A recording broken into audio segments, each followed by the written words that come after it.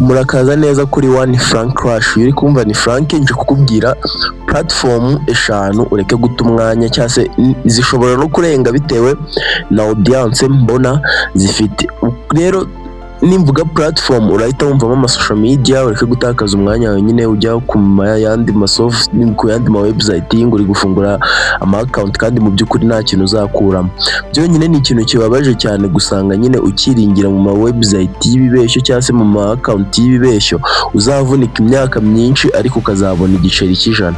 Icyo kiba ari ikibazo. Mu gihe ari account ushobora gufungura mu gihe cy'ibyumweru 2 cyangwa se ukwezi kumwe, ukaba umaze kubona ibintu bigaragaza neza ko ushoboye kandi ugatangira gufata ku nyungu z'ibyo wagize wavunikiye.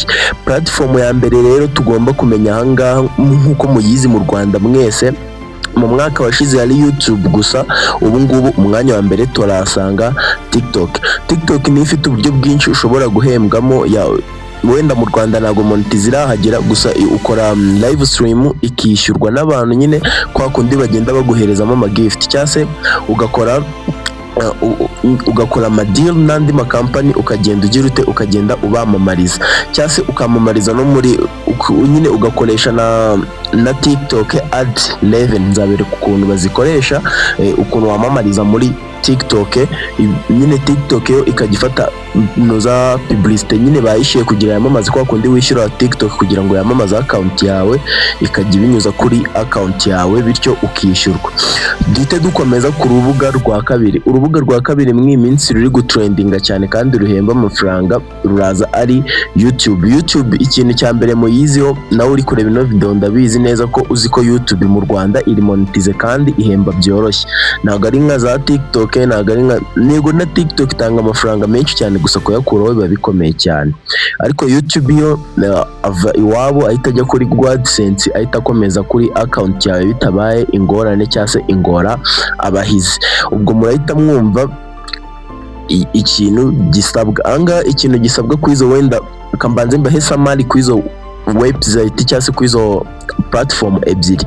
Izo platform ebyiri, TikTok ikura cyane kandi ikura vuba, iba viral vuba, mu gihe YouTube biragorana, ariko iyo wabaye viral uba wagiye ntabwo uzasubira inyuma.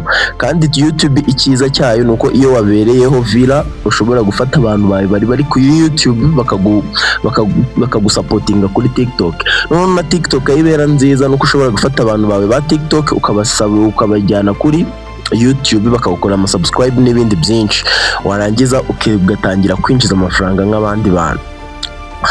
Iki ya mbere ahangaha ubusabwa ikintu bita consistency, gukora cyane cyangwa se guhozaho, niko twabyita. Ubusabwa guhozaho, ikindi ugapostinga buri munsi kandi amasaha amwe ajya kungana, kuko nibyo bikurura audience. Noneho duhite dukomeza kuri Instagram turayisanga ku mwanya wa 3, ari nayo itanga amafaranga mw'iyi minsi, kuko murabona abastari bose bo mu Rwanda niyo bakoresha ino platform. Instagram rero ahantu itangira amafaranga, ntago ivuga ngo iguhereza amafaranga ari direct. Baramamaza, ushobora gufata amafaranga yo kwamamaza cyangwa se ugakorana deal n'izindi company ukazamamariza, warangiza ahandi hantu Instagram itangira amafaranga nuko ushobora gufata ibikorwa byawe ukabyamamariza kuri Instagram. Iyo ufite abantu benshi barabiyoboka. Ubwo murumva Instagram turayisanga ku mwanya wa kangahe? Wa 3. Ku mwanya wa 4 turasanga Facebook rero amafaranga yayo irayatanga kandi menshi, ikibazo kuyabona baracyagorana cyane mu Rwanda, kuko hari ibintu byinshi ujya usanga musabwa kuzuza mu gihe biba ari ikibazo gikomeye cyane kugira ngo uzabyuzuze, ugasanga bari kugusaba nk'abafollowers 10,000. Abafollowers 10,000 kuri Facebook ni ikintu kiba gikomeye cyane.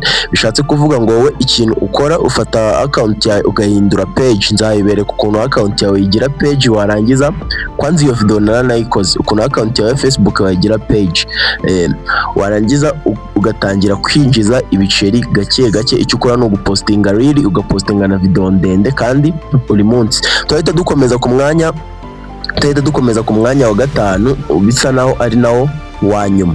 Umwanya wa gatanu ni nawo wa nyuma turaza kuhasanga urubuga rukoreshwa n'abayobozi cyane akenshi. Turasanga urubuga rukoreshwa n'abayobozi cyane akenshi, ntabwo rukunda gukoreshwa n'abantu basanzwe kandi mw'iyi minsi rwatangiye kwishyura. Urubuga bita X cyangwa se Twitter ni urubuga rwishyura amafaranga menshi, kuko nyine habaho ama platform menshi, gusa ntabwo bavuga ngo uri bujyeho ngo bahite bayaguhereza, biba bisaba audience kuri buri platform navuze ahangaha, yose bisaba audience. Bishatse kuvuga ngo rero niba kuri buri platform yose bisaba audience, biraza kugusaba ko ahangaha ukora cyane. Numara gukora cyane kuri Twitter uzatangira guhembwa binyuze mu kwamamaza kwa Twitter, utangire guhembwa binyuze kuri monetization, kuko batanga na monetization ku bantu nyine bujuje ibisabwa kandi ntabwo bitinda. Bishatse kuvuga ngo Twitter nayo ihemba amafaranga menshi, ishobora kuguhemba byibura nk'amadolari 10 kuri video, ishobora kuguhereza nk'amadolari 10 kuri video. Bishatse kuvuga ngo rero abanyarwanda mutangire mufungure Twitter. Izo nizo platform 5 zihemba neza hano mu Rwanda. Kandi nkwibutsa ikintu kimwe, buri platform angana nakubwiye ntabwo ugenda ngo bahite bayaguha, oya uravunika bro, ntabwo ugenda ngo bahite bayaguha, uravunika. Usabwa gupostinga post ya buri munsi kugeza igihe ugiriye audience nziza.